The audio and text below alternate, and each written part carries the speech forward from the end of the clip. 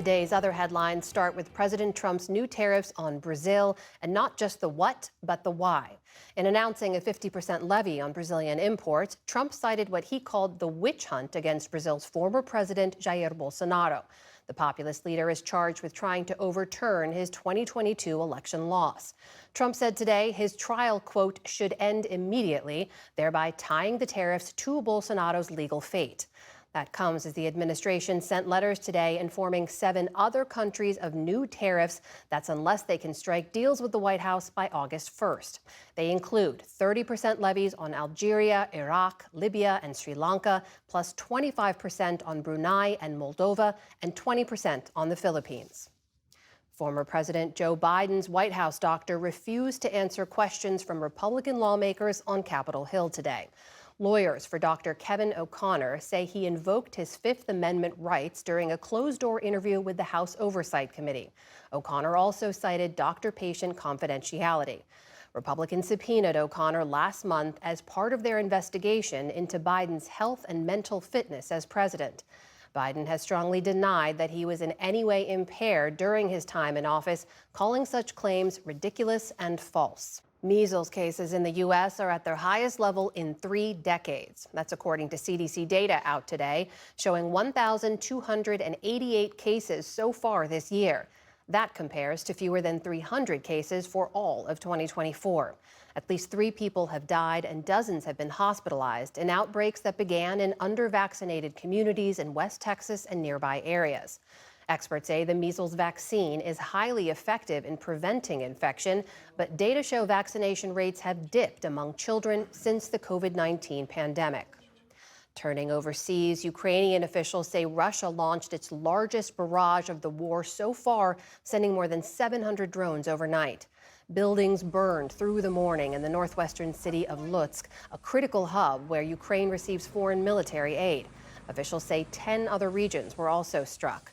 The barrage comes a day after President Trump criticized Russian President Vladimir Putin's ongoing aggression and follows a U-turn by the Trump administration on sending more military aid to Ukraine.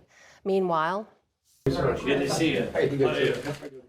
in Rome, Ukrainian President Volodymyr Zelensky met with U.S. Special Envoy for Ukraine, Keith Kellogg, and earlier visited Pope Leo, who again offered to host peace talks at the Vatican.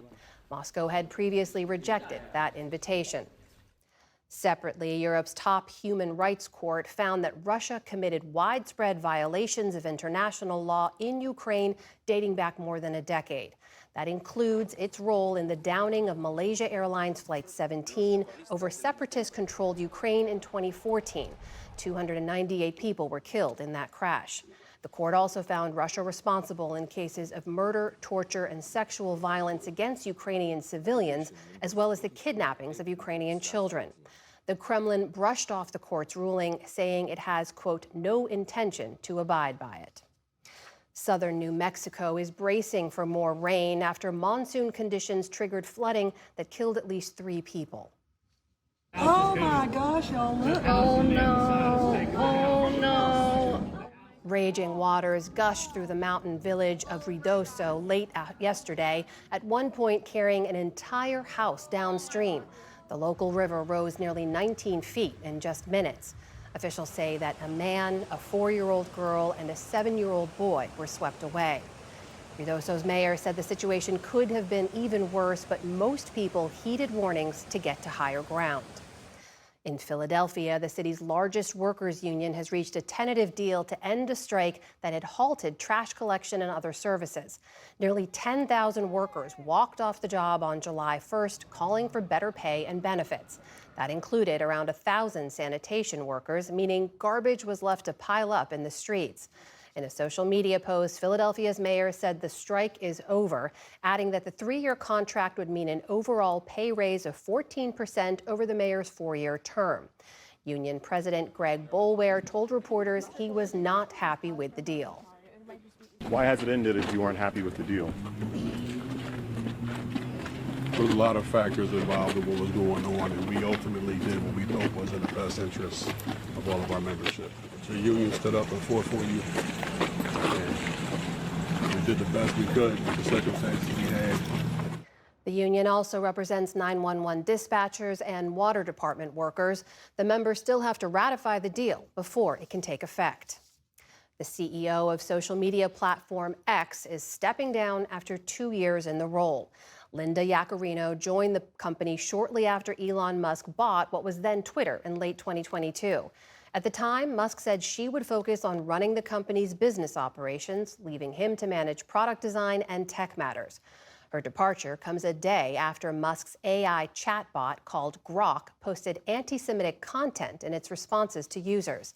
Yaccarino did not provide a specific reason for her departure, and there's no word yet on a replacement. On Wall Street today, stocks ended higher after AI giant NVIDIA became the first company in history to top $4 trillion in market value. The Dow Jones Industrial Average added more than 200 points on the day. The Nasdaq added nearly 200 points of its own. The S&P 500 also closed in positive territory. Still to come, on the News Hour, we break down the impact of the big budget bill President Trump signed into law. The chair of the Democratic National Committee on his vision for the party's future. And Trump allies face growing criticism from the MAGA base over the Jeffrey Epstein file. This is the PBS NewsHour from the David M. Rubenstein studio at WETA in Washington and in the West from the Walter Cronkite School of Journalism at Arizona State University.